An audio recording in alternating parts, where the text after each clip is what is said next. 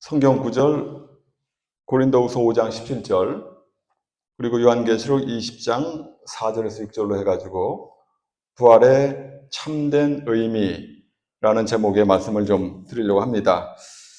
부활절을 맞이해서 우리 목사님께서 부활절 감사 예배, 예수님 부활, 우리 부활, 이렇게 좋은 아무튼 이렇게 표어를 저희들에게 이렇게 주셨습니다. 예수님이 부활한 것이 바로 우리의 부활이라는 것. 작년에 제가 이 부활절 시간에 드렸던 메시지를 기억하실려는가 모르겠습니다. 사실 지난주에 한 것도 말하라고 그러면 못 말하는데 무려 1년 전 거를 기억한다는 건 좀 무리죠.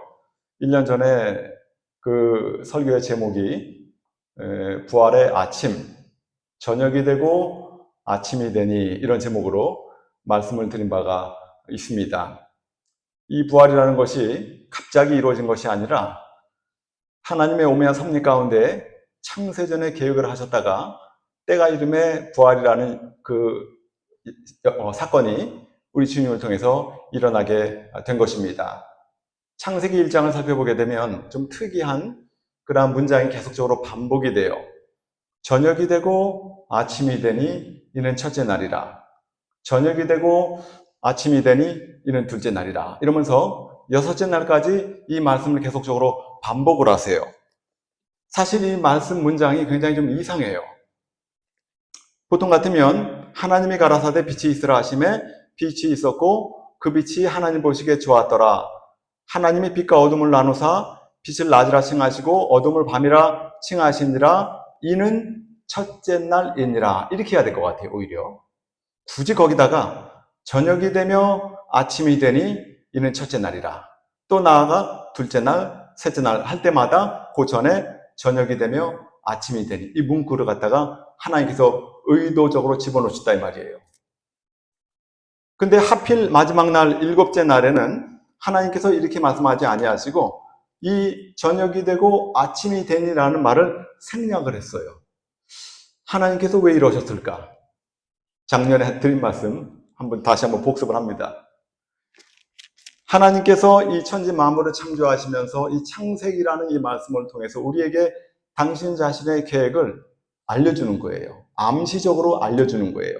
저녁이 되고 아침이 되니, 저녁이 되고 아침이 되니, 저녁이 되고 아침이 되니, 이거의 반복 속에서 인생이라는 것이, 역사라는 것이 결국은 저녁이라는 시간으로 가게 될 것이다.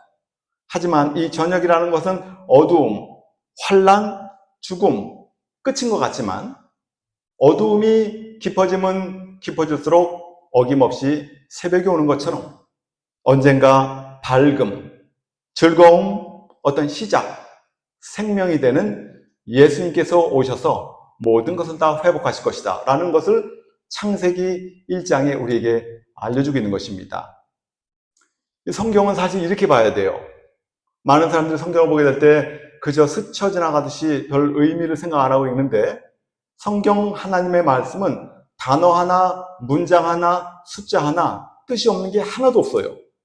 우리가 깨달음이 부족해서 그저 대충 읽고 지나가다 보니까 그런가 보다 하는 거지, 이 문장 하나, 저녁이 되고 아침이 되니라는 이 6번의 반복을 통해서 하나님은 이미 이 온 세상을 창조하시기 전에 가졌던 이 계획을 창세기 1장을 통해서 오고 오는 시대에 알려주셨다 이 말이에요. 근데 일곱째 날에는 하나님께서 저녁이 되고 아침이 되니 이는 일곱째 날이라고 말씀 안 하신 이유가 뭐예요?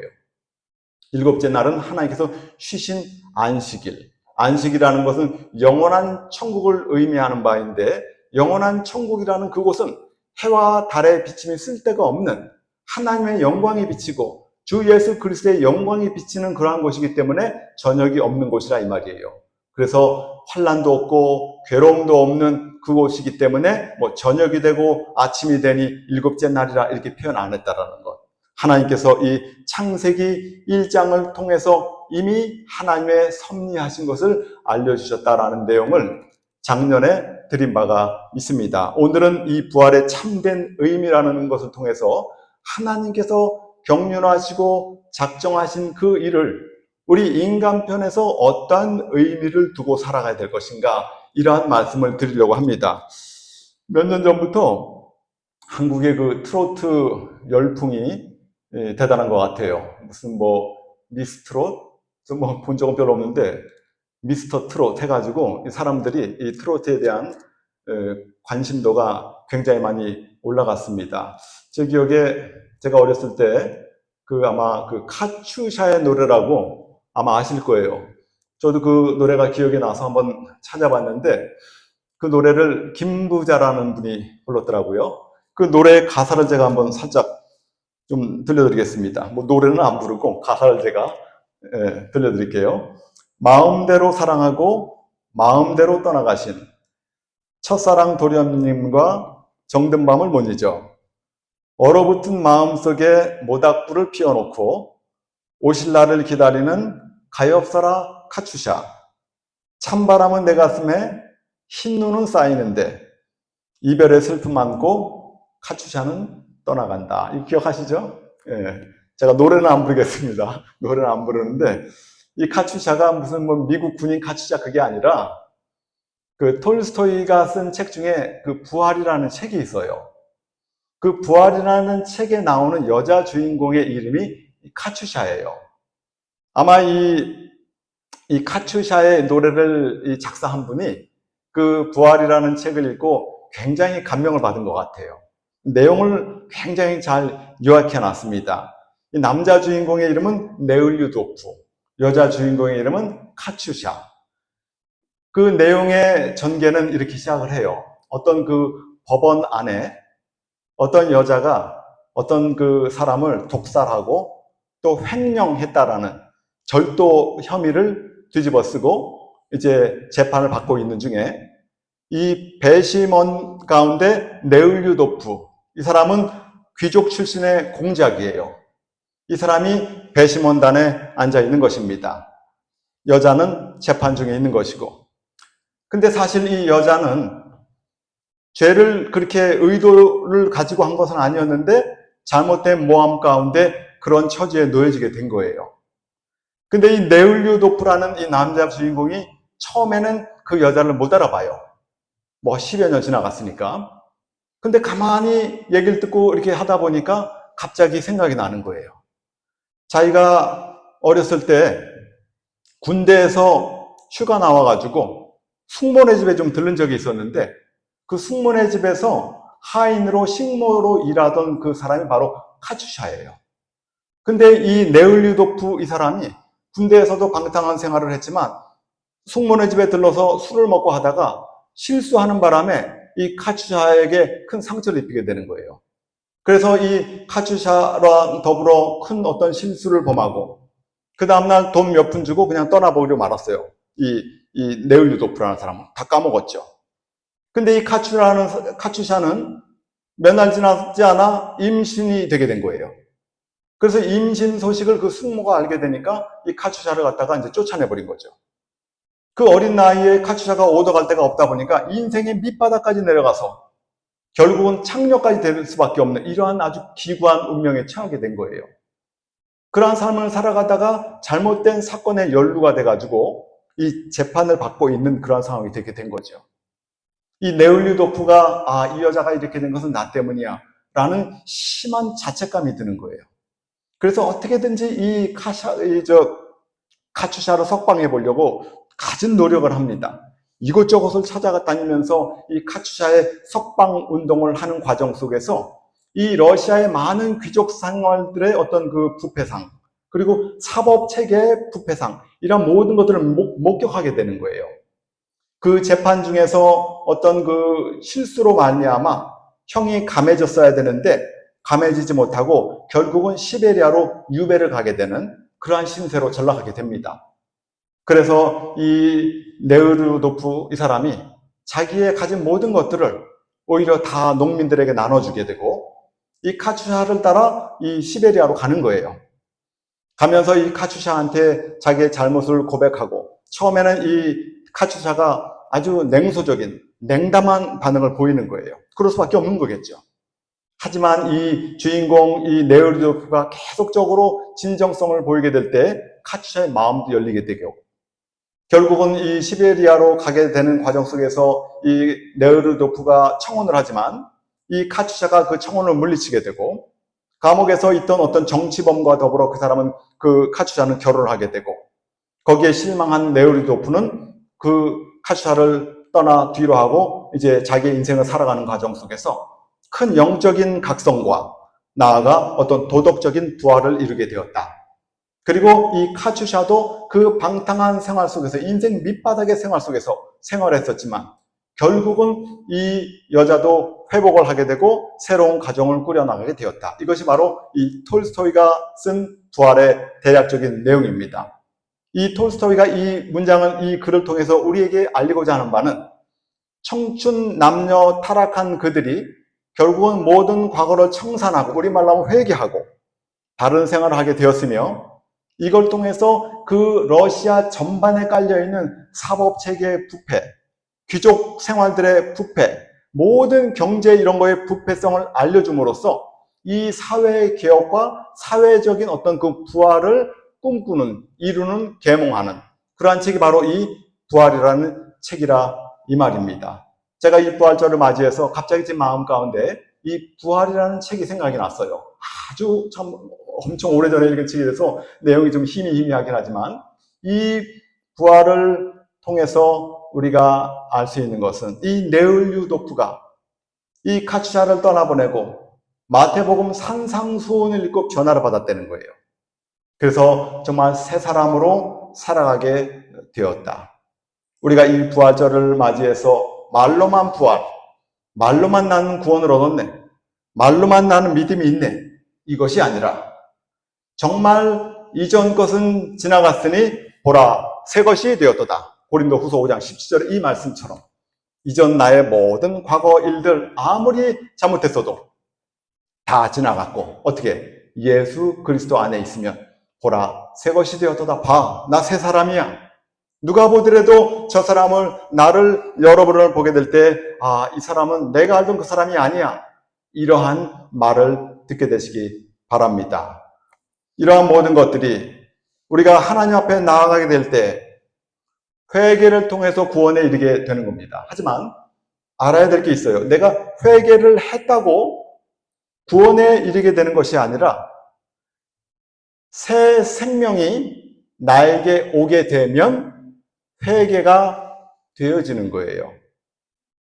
다시 한번, 내가 회개를 했기 때문이 아니요, 새 생명이 나에게 오게 되면 나로부터 뭐가 돼요? 회개가 되어진다. 마태복음 5장 3절, 심령이 가난한 자는 복이 있나니 천국이 저희 것이며. 심령이 가난하다는 그것이 무엇인가? 하나님의 은혜 가운데 하나님으로 말미암아 나의 영이 다시 태어난 그 상태를 말하는 거예요. 이것이 바로 마태복음 5장 3절의 마태가 우리에게 말하기를, 심령이 가난한 자, 영이 다시 태어난 자, 아기와 같은 그 자는 복이 있는데 왜 천국을 간다는 거예요. 요한복음 3장 5절에 사도 요한이 말합니다. 물과 성령으로 거듭나지 아니하면 천국을 갈 수 없고 볼 수 없다는 거예요. 똑같은 말을 요한은 그렇게 우리에게 알려주고 있습니다. 물과 성령으로 거듭나야 된다. 말이 좀 어렵죠. 많은 사람들이 이것을 해석함에 있어서 물은 회개라고 가르칩니다. 성령은 물론 성령이죠. 그것도 뭐 전혀 틀리다고는 할 수 없지만 그 말이 아니에요. 이 문장을 이해하게 되려면 베드로전서 1장 23절의 말씀을 읽어보면 이 문장이 이해가 됩니다. 베드로전서 1장 23절에는 말합니다. 너희가 거듭난 것은 썩어질 씨로 된 것이 아니요 썩지 아니할 씨로 된 것이니 영원히 있고 항상 있는 하나님의 말씀으로 되었느니라. 물로 된 게 아니라 하나님의 말씀으로 너희가 어떻게 됐어요? 중생, 거듭났다는 거예요. 그러므로 사도 요한이 요한복음 3장 5절에 물과 성령으로 거듭난다고 한 그 물은 바로 하나님의 말씀이라는 것이 분명하다 이 말입니다. 하나님의 말씀을 통해서 나에게 감동이 일어나게 되고 성령의 역사하심으로 말미암아 감화가 일어난 비로소 새 생명을 얻은 사람이 된다 이 말입니다. 이것을 갈라디아서 2장 20절에는 바울이 또 다른 표현으로 우리에게 말하고 있어요. 너무나 유명한 구절. 내가 그리스도와 함께 십자가에 뭐예요? 못 박혔나니 그런즉 이제는 내가 산 것이 아니요 내 안에 계신 그리스도께서 사신 것이라. 이제 내가 육체 가운데 사는 것은 나를 사랑하사 나를 위하여 자기 몸을 버리신 하나님의 아들을 믿는 믿음으로 사는 것이라. 똑같은 얘기인데 마태는 심령이 가난해야 되는 것이야. 요한은 물과 성령으로 거듭나야 되는 것이야. 사도 바울은 죽고 다시 사는 것이 바로 구원 얻은 하나님의 자녀라고 말하고 있는 것입니다. 참 이 바울이 이런 말을 하게 될 때 바울이 언제 예수님과 더불어 십자가 못 박혔어요? 그런 적이 없죠. 이 세상에서 예수님과 더불어 십자가에 못 박힌 사람 2명밖에 없어요. 누굽니까? 십자가 강도. 근데 십자가 강도가 이런 얘기 했다고 한다면 맞아. 십자가 강도 예수님과 같이 십자가에 못 박혔지 할 수 있는데 바울은 언감생신 언제 예수님하고 더불어 거기서 죽었단 말이에요. 안 그랬어요? 근데 이 바울의 고백이 누구의 고백이에요? 우리도 그렇게 고백해요. 여러분들이 언제 십자가에 못 박혔어요? 예수님하고? 그런 적이 없죠. 이 말이 뭔 말입니까? 예수님께서 십자가에 달려 돌아가시는 그 순간 모든 인류의 죄를 예수님께서 담당하시고 십자가에 달려 죽으신 거예요. 그러므로 그 자리는 예수님께서 죽으신 그 자리는 비단 예수님만 죽은 것이 아니라 여러분의 죄, 나의 죄, 우리의 모든 죄가 예수님한테 얹혀져서 예수님과 더불어 우리가 어떻게 됐어요? 죽은 거예요. 이걸 말하는 거예요. 우리가 이걸 믿음으로 예수님께서 십자가에 달려 죽으신 죽으심은 곧 나의 죽음이다. 그러므로 내가 예수와 더불어 십자가에 난 죽었어. 나는 다시 살아났어. 왜? 예수 그리스도가 내 안에 들어오셔서 나는 이제 예수 그리스도의 삶을 살아가는 거야. 이게 뭐예요? 새 생명, 새 삶. 이전 것은 죽었으니 보라, 뭐예요? 새 것이 되었도다. 이거란 말이에요. 예수님께서 십자가에 2000년 전에 달려 죽으신 죽음이 나랑 뭔 상관이야 하는 사람들은 큰일 날 사람들이고, 하나님의 은혜 안에 나의 믿음으로 예수님께서 십자가에 달려 돌아가신 그 순간 내 자신도 죽었다 고백하게 된다 이 말입니다. 그러므로 내가 다시 사는 것은 나의 예전의 모든 것들은 죽어버렸어요. 하나님의 은혜 가운데 다시 태어난 그 나의 영, 그 영이 예수님과 더불어 살아가는 것입니다. 누구든지 내 음성을 듣고 문을 열면 내가 그에게로 들어가 그로 더불어 먹고 그는 나로 더불어 먹으리라. 라오디게아 교회 주님께서 문을 두드리면서 그런 얘기를 하고 있는 것입니다. 여러분, 저도 그렇고 우리가 말로만 주여 주여 이거 갖고 될 일이 아니에요. 나더러 주여 주여 한다고 천국 갈 것이 아니다. 많은 사람들이 그날에 이르러 나에게 말한다. 주여, 우리가 주의 이름으로 선지자 노릇하고 주의 이름으로 귀신을 쫓아내고 주의 이름으로 많은 능력을 행치 아니하였나이까. 보통 신자들이 아니죠, 이 정도면. 그런데 주님께서 뭐라고 그랬어요? 아이고 갸륵하다, 천만에. 이 행악을 행하는 자들아, 내게서 떠나가라 말씀하시던 말이에요.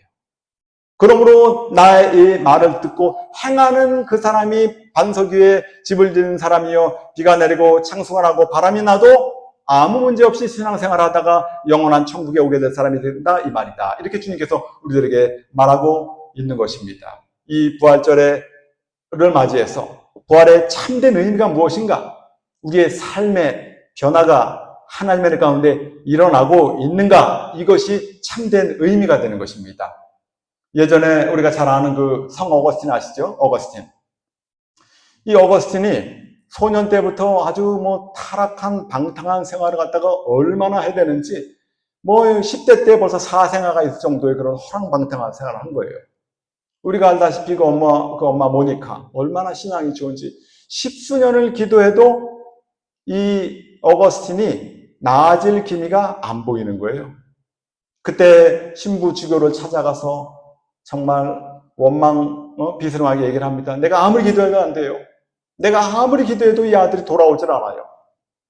신부가 말합니다. 어머니의 기도는 헛되지 아니니 더 열심히 하라고. 열심히 기도합니다. 하지만 이 어거스틴이 마음 가운데 항상 마음이 고민이 되는 거예요. 자기도 나름대로 하나님 잘 섬기고 싶단 말이에요. 하지만 허랑방탕한 생활 가운데 이게 되지 않는 자기 자신을 발견하니 얼마나 괴롭냔 말이에요. 허구한 날 술 마시면서 지내는 그 마음 깊숙한 곳에는 나도 어떻게 하나님 좀 잘 좀 믿어봐야 되겠다, 이런 마음 고민이 있는 거예요. 이 어거스틴이 기도합니다. 나로 하여금 하나님의 귀한 사람, 거룩한 사람 되게 하여 주시옵소서. 하지만 지금은 아닙니다. 이렇게 기도한다는 거예요. 이런 사람 많이 있어요. 이 세상에서 하나님 잘 섬기기 원하는 마음 있지만 아직은 말고, 지금은 말고, 지금 내가 할 거, 즐길 거 다 하고 죽기 전에 살짝 예수 믿어 천국 가려고 하는 이런 사람도 많이 있어요. 어거스틴이 그러한 마음 가운데 비참한 마음이 항상 있고 술로써 그러한 모든 것을 잊어버리려고 하는 그날, 나날이 그렇게 지내고 있는 거예요. 그날도 여느 날과 같이 술을 먹고 정원에서 흐느끼면서 있는 것입니다. 내 신세 어쩌란 말인가? 아무리 술을 먹고 이런 쾌락 방탕 이러한 것들이 나에게 진정한 평화를 줄 수 없는 것을 아는 그 어거스틴이 그 마음 가운데, 번민 가운데 흐느끼고 있는 것입니다. 갑자기 어디선가 음성이 들려요. 어린아이의 음성이 들리는 거예요. 톨레레게, 톨레레게. 이게 라틴 말이에요. 톨레레게. 일어나서 읽어라. 일어나서 집어들고 읽어라. 집어들고 읽어라. 이런 얘기예요. 톨레레게. 집어들고 읽어라. 둘러보니 옆에 성경책이 하나 있습니다. 그 어두운 그 희미한 빛에 성경책을 폈어요. 피자마자 나온 것이 어디예요? 로마서 그 유명한 13장 13절.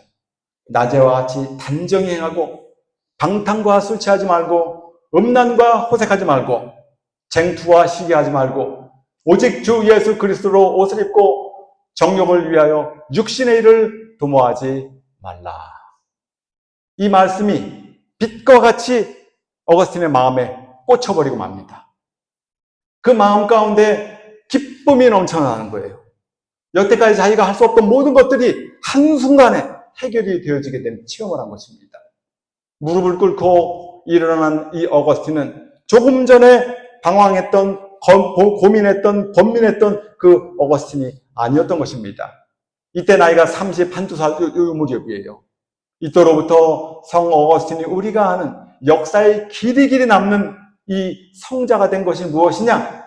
하나님의 말씀 로마서 13장 13절 이 한 구절이 내 마음 안에 깊이 들어오게 될 때 하나님의 놀라우신 역사의 회심의 체험이 그에게 있다 이 말이에요. 이전 것은 지나갔더니 보라 새 것이 되었다라는 것이 이 어거스틴의 삶 가운데 실제적으로 일어나게 되었던 것입니다. 이러한 것들을 우리가 다 체험하기 바랍니다. 하나님의 은혜가 여러분들에게 임하기를 바랍니다.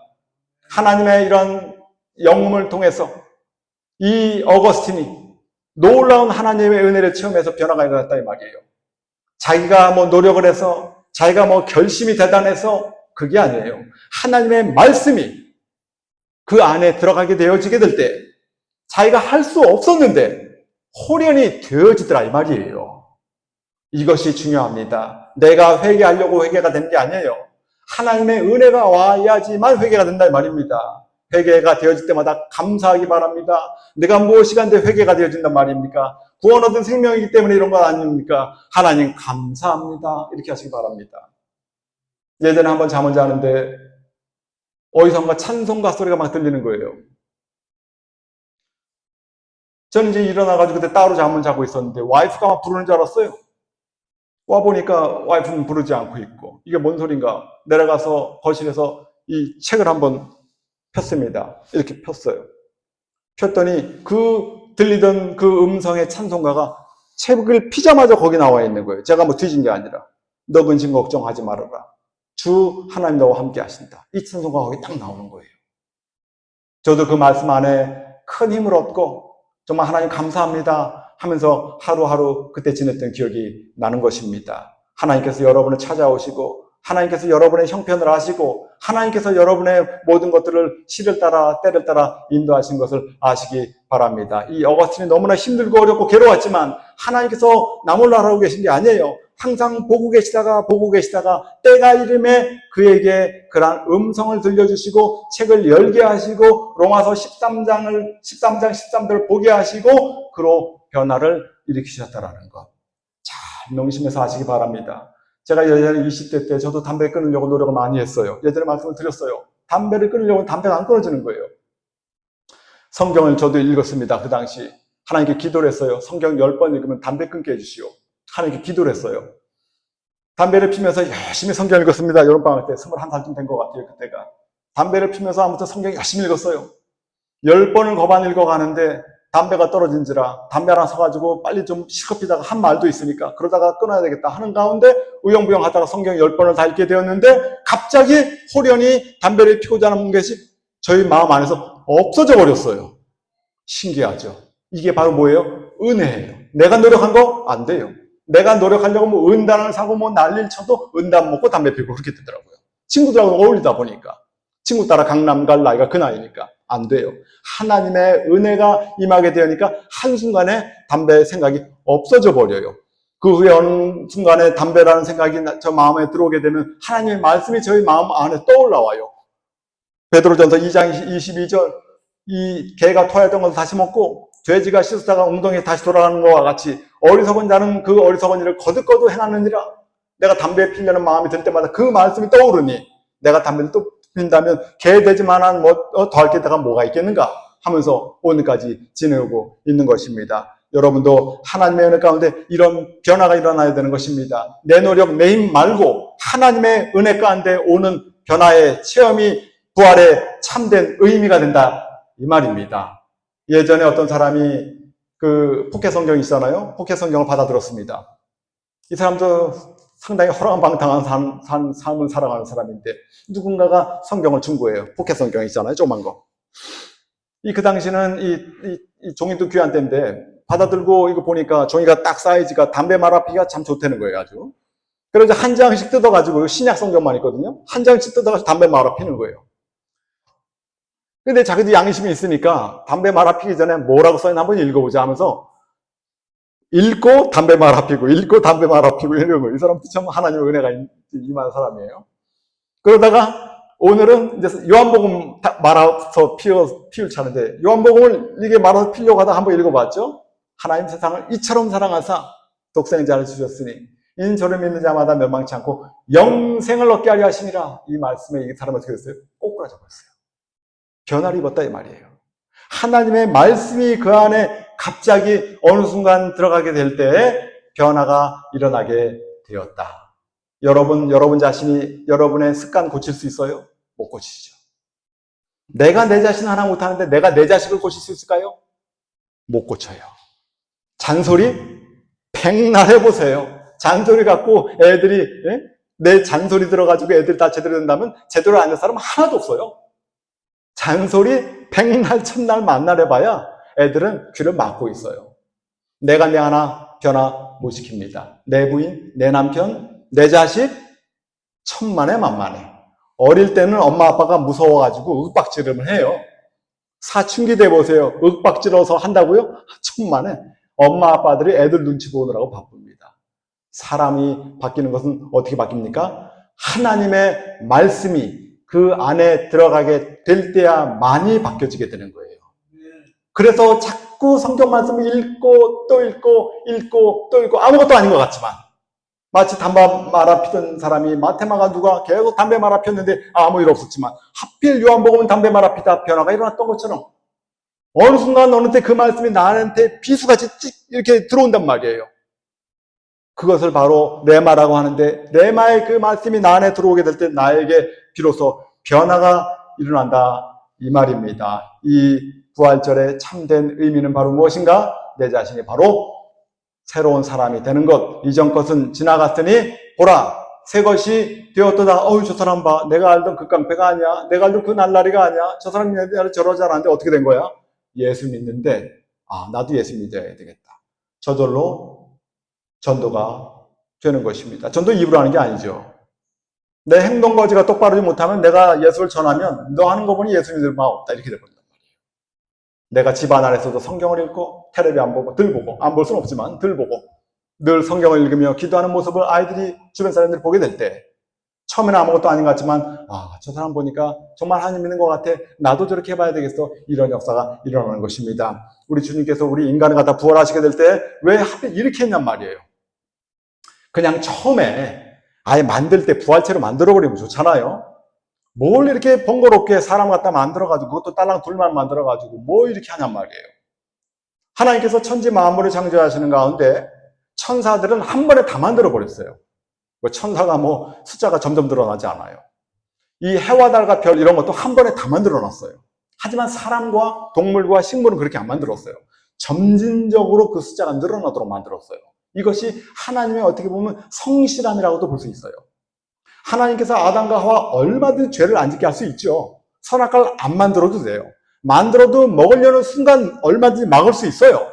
하지만 하나님께서 막지 않아요. 우리가 죄 지려는 마음이 있으면 하나님 안 막아요. 그걸 아시기 바랍니다. 죄 지려는 마음이 있으면 하나님 막지 않습니다. 그냥 놔두세요. 고생하게 한다 이 말이에요. 아담과 하와가 죄를 지려는 마음이 있게 될 때 막을 수 있었지만 안 막아요. 왜? 죄 지려는 마음이 있는데 그걸 막으면 그 마음 가운데 그걸 하고 싶기 때문에 이게 끊어지질 않아요.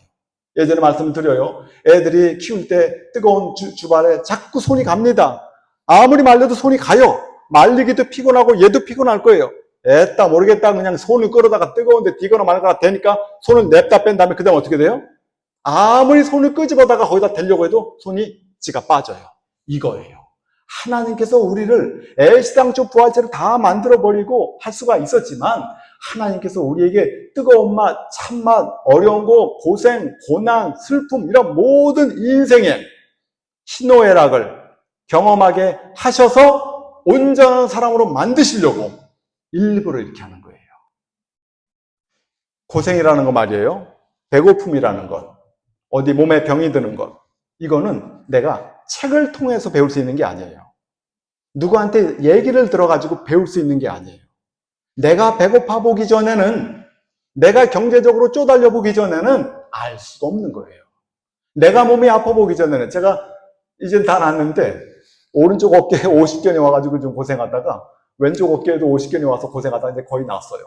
제가 여기 계신 분들이 다리가 아프시면 어쩌나 할 때, 뭐 그렇게 아프신가 생각을 했었는데, 제가 이 50견이 있다가 없어지니까, 이 어깨는 이 정도인데, 무릎이 이렇게 아프면은 얼마나 고생을 하실까? 그 생각이 드는 거예요. 자다가도 아야아야 그러니까. 여러분들이 주무시다가 말고 아야야 그런 거 아니겠어요? 이걸 제가 몰랐어요. 체험하고 나니까 알겠더라고요.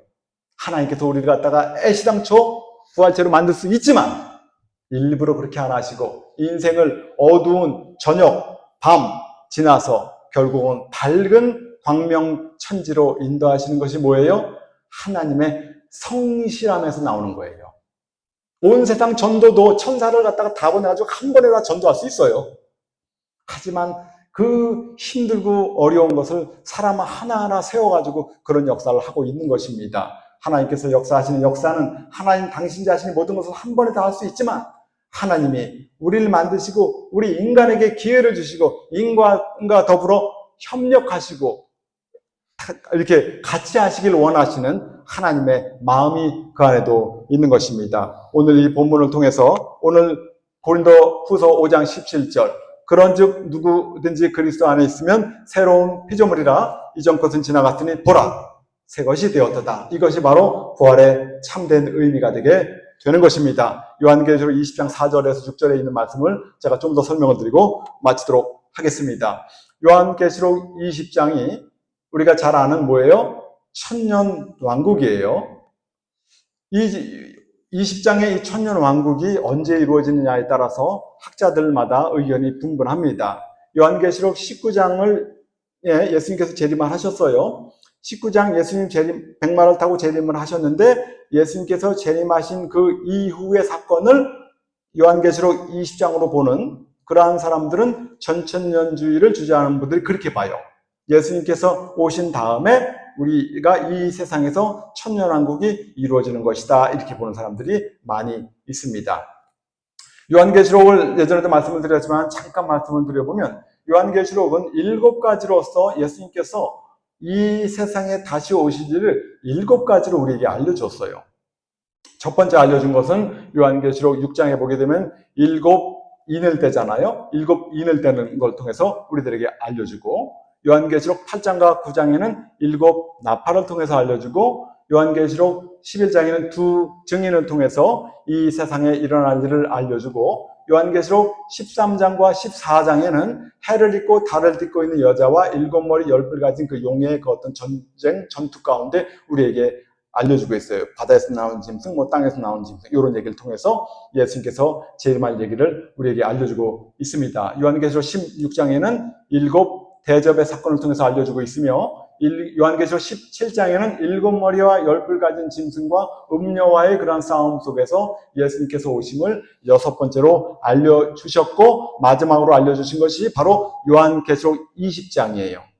그러므로 20장이 예수님께서 오신 다음에 그것이라기보다는 이 알려준 일곱 가지 안에서 같은 시간대를 우리에게 보여주는 것인데, 요한계시록 20장은 모든 것을 종합적으로 설명해 주는 것이다. 이렇게 아시는 것이 더 바람직할 것 같습니다. 아까 말씀드린 것대로 예수님께서 오신 다음에 천년왕국이 이 세상에 이루어진다고 하는 것이 바로 뭐예요? 천년 동안 왕노릇한다라고 하는 요한계시록에 있는 20장 4절에 있는 말씀에 의거해서 예수님께서 오신 다음에 이 세상에서 천년왕국이 이루어지는 거야, 이렇게 믿고 있고, 아니다, 무천년자들은 그게 아니라 예수님께서 오셔서 십자가에 돌려 돌아가시는 그때로부터 천년왕국은 이미 시작되었고, 지금 우리는 모두가 다 천년왕국 안에 살아가고 있는 거야, 이렇게 무천년자들은 보고 있습니다. 후천년자들은 복음이 점점점 이 세상에 이제 확장됨으로 이 세상이 더욱더 살기가 좋아지는 것을 천년왕국으로 보고 있으며, 그 위에 예수께서 재림하신다, 이게 후천년인데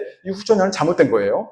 하지만 전천년과 무천년은 둘 다 정통해서 인정하는 좋은 해석들이니까 성경을 읽으시면서 자기 나름대로 깨달음을 얻은 대로 이렇게 하시면 되겠습니다. 이 무천년이라는 건 예수님께서 십자가에 달려 돌아가시고 부활하신 때 어떻게 돼요?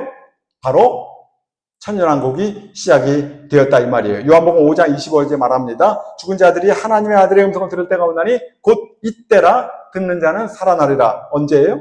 이때래요. 예수님께서 죽은 자들이 하나님의 아들의 음성을 들을 때가 오는데 곧 이때래요.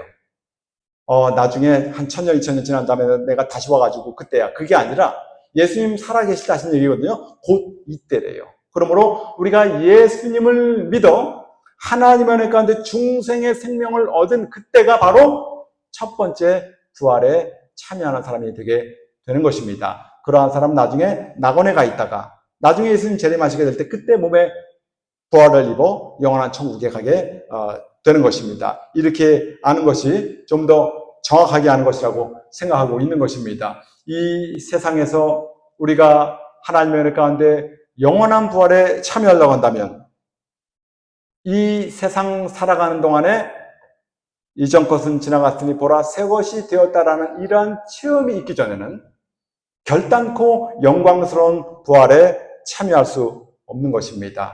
여러분 다 믿거나 말거나 우리는 다 부활합니다.